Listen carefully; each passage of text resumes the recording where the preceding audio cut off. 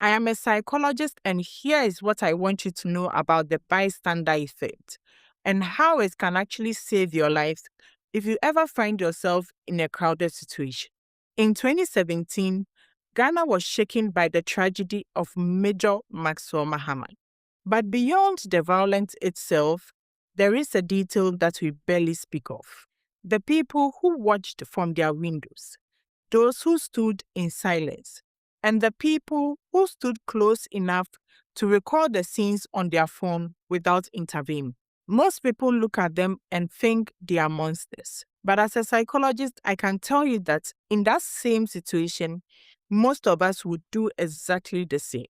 Why?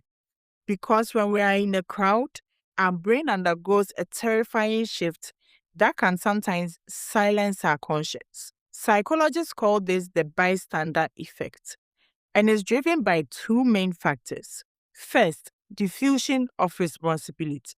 When you're alone, you feel 100% responsible for helping. But when you find yourself in a crowd, that responsibility gets divided. You think someone else will call the police or someone else will step in to stop them. Because everyone is thinking the same thing, the collective responsibility drops to zero. Second is pluralistic ignorance. You look at the person next to you, they are recording with their phones, they aren't shouting stop. So your brain assumes if no one else is acting, maybe I am overreacting. Their silence become your permission to stay quiet. So how do we break this effect? If you ever find yourself in danger, be specific. Do not shout to a crowd. Point at one person and say, "You in white shirt" or "You in blue dress.